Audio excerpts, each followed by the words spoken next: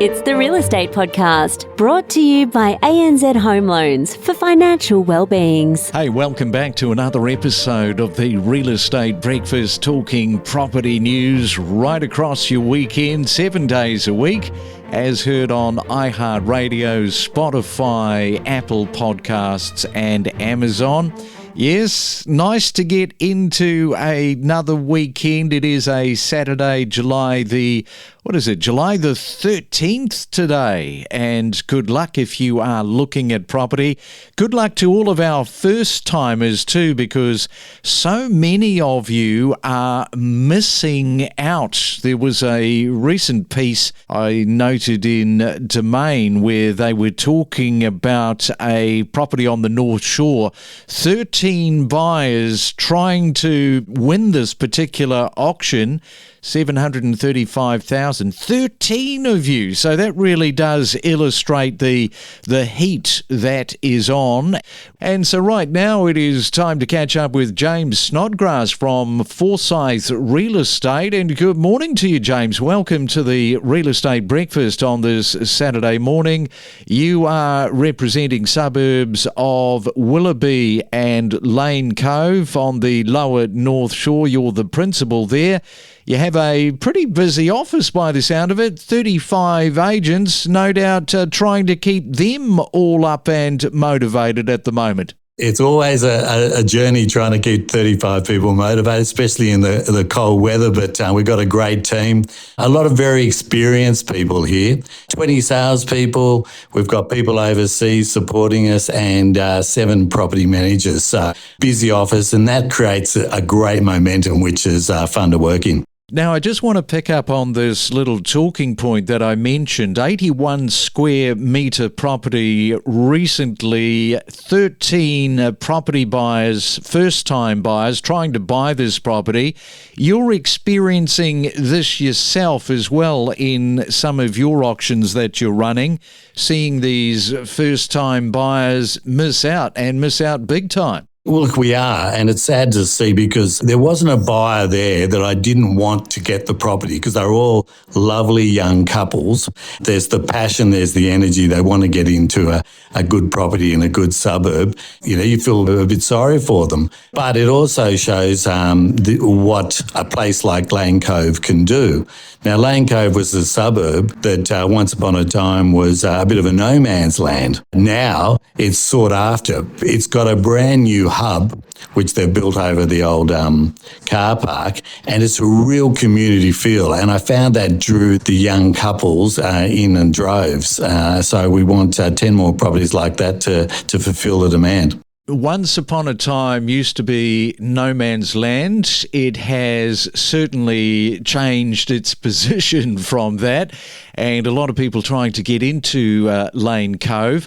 Just picking up on the first home buyers, something we've been talking about over the last couple of weeks are the mum and dad investors investing with their children, because I don't think you can just say the bank of mum and dad. It is the investors that are joining with their children who just happen to be mum and dad. They are doing the paperwork. They, in some cases, which is what I learnt, is they also look at taking a stake in the property if the property was to sell in 5 to 10 years. And when I first heard that, I thought, gee, really, you know, mum and dad want to take some of the equity that has been built up. But it stands to reason, doesn't it, these days? Because you're talking about so much money that mum and dads are putting in. Look, I think it's actually a smart move.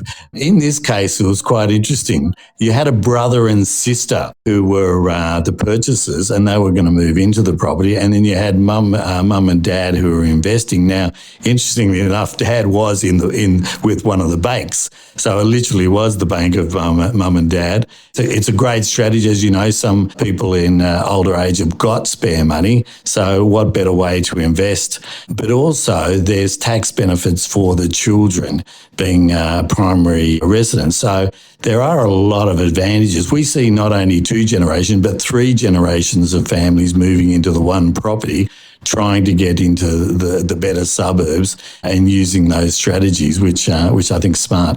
Yeah, for sure. So we are talking to James Snodgrass this morning as part of our weekend of real estate. He is from Forsyth Real Estate. We will come back and talk more property after this. Unlock the secrets of real estate and stay informed about the latest real estate buzz with hot market trends, emerging suburbs, and hidden gems. Well, if you're in the middle of getting some quotes for renovating and using a builder to do your reno, watch out for the builders' cowboys, because it is a bit of a growing problem in Australia. If you notice any of the following red flags, you might be dealing with one of these cowboys, i.e. a lack of references. They cannot provide references from previous jobs, or they only accept cash payments and demand them up front. I mean, that is such a red flag in 2024. They use cheap materials, deliver poor quality work, or leave parts incomplete. Tardiness is another one to watch out for. They consistently show up late to the job site, or they're unreachable. They are difficult to contact, especially when you need them to fix some of the problems that have suddenly popped up once they've left. So you really do need to stay vigilant to avoid some of the pitfalls to ensure a bit of a smooth renoing process, because you don't want to be engaged with one of these so-called builders' cowboys. So good luck with that. Stay ahead of the competition with the latest news, insights, and data analysis on the Property Podcast that keeps you informed. And it is a Real Estate Saturday across your weekend. We are talking property 7 days a week, and with us is James Snodgrass from the Lower North Shore. And James, picking up on that point of mum and dad, it's very evident that some of the mum and dads become extremely frustrated because they tend to miss out more than a few times before they get the property. And I was talking about buyer's fatigue from the parents, where they had the certain number in their head. They were trying to stick with it, but they were sort of battle scarred, if you like, and they just had to raise the bar and throw some more money in. How often are you seeing that right now as we look at July 2024? Look, you are dead right, and it's an interesting thing. They also have the position of being the advisor, so they want to be the trusted and knowledgeable advisor, and very soon that sometimes gets thrown out the window because market forces take over, and sometimes what can seem as logic, which is a real estate market, again gets thrown out the window, and competition takes over. Fatigue is one of the biggest sellers of real estate. Sometimes people may even buy something they don't want to just because they're sick of running around looking at property. As I always say, in our area in particular, if the worst thing you do is buy real estate on the North Shore, it's not a bad problem. So whether it be the ideal property you're looking for or maybe something close, I think long term it'll always be a good decision. Now, we were talking at the start about Lane Cove, but Willoughby, I don't think we've ever spoken about Willoughby on the podcast. So here you go. This is your opportunity, James, to tell our listeners a little bit about what makes Willoughby unique. Well, Willoughby's unique for a whole lot of reasons. We're next to Chatswood, one of the biggest retail hubs in New South Wales. We're a stone's throw away from North Sydney, one of the biggest commercial. We're 15 minutes on the bus to the city centre. We've got flat blocks. We've got a mix of beautiful bungalow, picturesque streets, plus streets that now are almost entirely homes are being purchased, knocked over, and big homes going on. We've just had another breakthrough sale. So we've had our first $7.5 million sale in the area. So every time we think it's reached its ceiling, bang, off it goes again, and a new ceiling gets reached. So now people are building homes. They're spending $2 to $3 to $3.5 million on a new home and not over capitalising. That's a whole new breakthrough. So that was my next question, is give us a sense of the median price on a house in Willoughby and also the unit market, if you've got that at hand in terms of what the median price would be. Median price on a property at the moment, it's just under 4 million. A new breakthrough, as I said, is 7.5. Brand new units. Channel 9 is the latest development to be completed. Stage 1's been released and most of those people have moved in. Stage 2 is about to. There's 450 units. The average price of a 2-bedroom there is 1.6 million. 3 bedrooms up to 3 million. A lot of money, some beautiful apartments. The average for the 1960s to 1990s sort of stock is about 1 to 1.1 million. And just coming back to Lane Cove and Willoughby, for downsizers, how are they getting on in terms of being able to stay in those areas? Is there enough product? No, there's never enough product. However, there has been a new over 55s development in the area with 300 units. That's soaked up a lot of that demand. But semis, garden units, small blocks of 4 are very highly sought after by the ageing demographic, and we've certainly got a good amount of those properties in our area.